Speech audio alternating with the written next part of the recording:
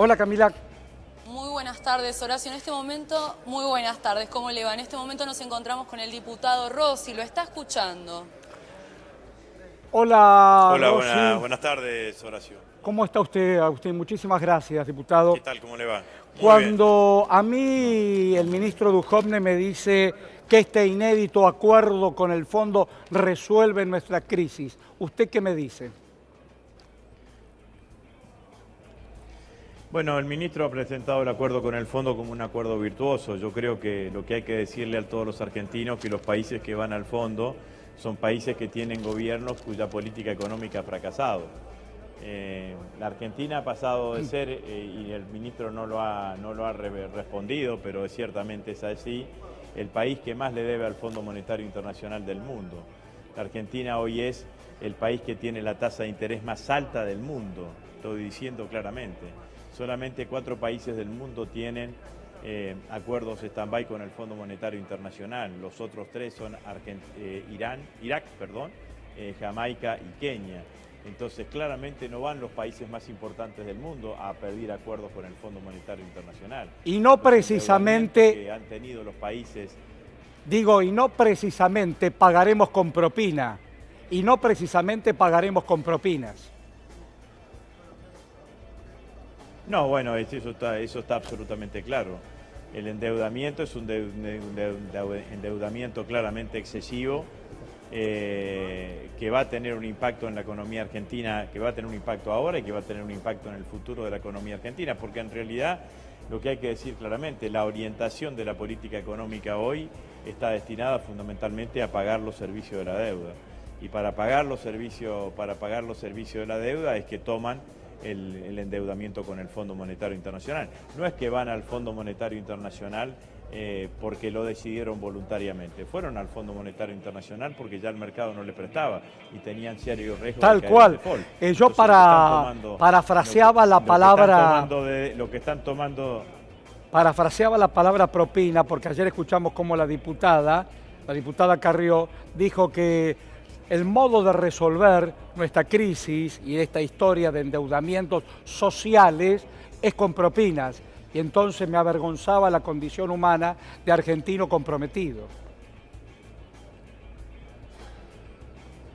Bueno, la verdad que Carrió es poca seria, digamos, ¿no? Y yo creo que ella está convencida que los argentinos somos tontos, entonces permanentemente nos toma el pelo al conjunto de los argentinos. La forma de resolver esta crisis económica es claramente teniendo un plan económico que apunte al crecimiento. Y para que haya crecimiento económico en la Argentina hay que incentivar el consumo. Y para incentivar el consumo, de la única manera que se lo puede hacer es recuperando poder adquisitivo del salario, de las jubilaciones y pensiones. Usted fíjese claramente que el ministro dijo acá que en realidad el salario no había perdido con respecto a la inflación.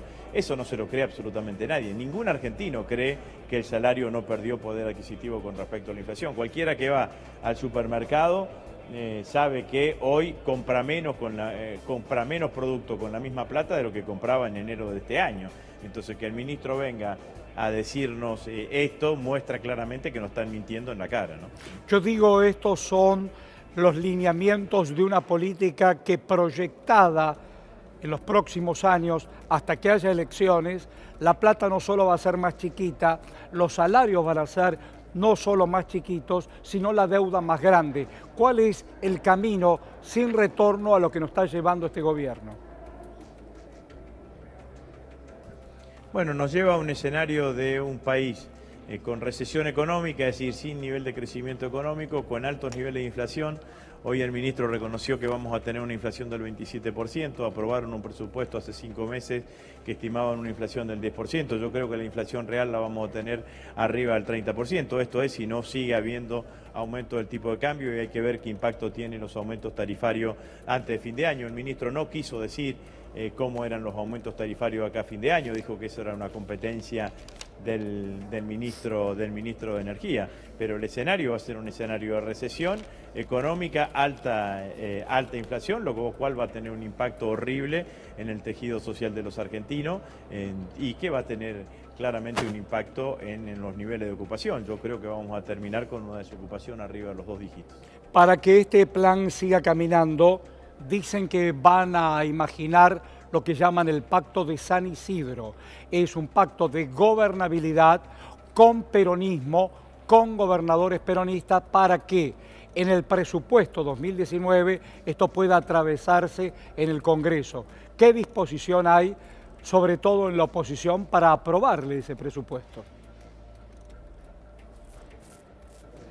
Mire, yo lo decía recién, el presidente perdió una enorme oportunidad para buscar un acuerdo y un consenso con los sectores de la oposición cuando le estalló la crisis. En ese momento, antes de ir al Fondo Monetario Internacional, el presidente tendría que haber convocado a todos los sectores de la oposición reconociendo que su plan económico había fracasado y pedir consejos o pedir alternativas o propuestas de los distintos sectores. No lo hizo, fue y arregló inmediatamente con el Fondo Monetario Internacional. En esto que se llama el Pacto de San Isidro, en realidad lo que quieren es que la oposición legitime ese acuerdo con el Fondo Monetario Internacional, y nosotros no somos empleados ni de Macri ni del Fondo Monetario Internacional. Somos representantes del pueblo y vamos a defender los intereses del pueblo, que claramente son contrapuestos a los intereses que hoy refleja el Fondo Monetario Internacional. Yo le hago una pregunta. ¿Usted va a ser candidato a presidente?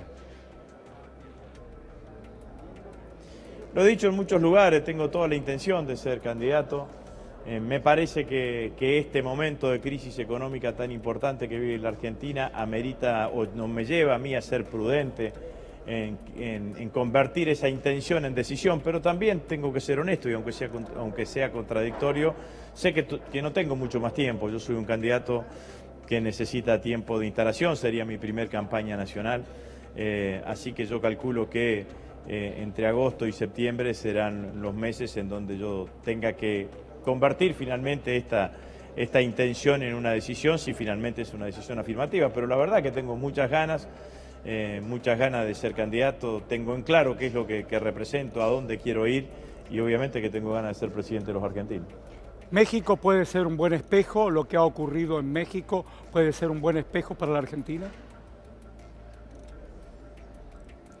Es una muy buena noticia para todos los militantes del campo nacional y popular, de los progresistas de América Latina, ¿no?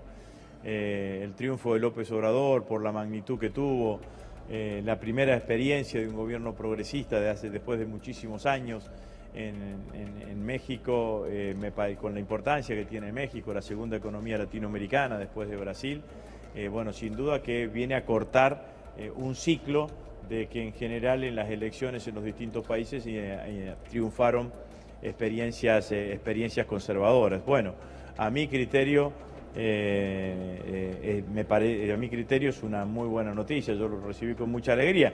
Y lo que también es cierto es que América Latina funciona por oleadas, ¿no? Y bueno, y quizás nosotros aspiramos a que este triunfo de López Obrador en México después se termine derramando en una oleada de gobiernos nacionales y populares o progresistas en toda América Latina, ¿no? ¿Por qué la mesa chiclea y el núcleo de poder dicen que los peronistas no quieren la gobernabilidad y quieren que este gobierno se caiga? Nosotros queremos que el gobierno cumpla con su mandato, que termine su gobierno el 10 de diciembre del 2019.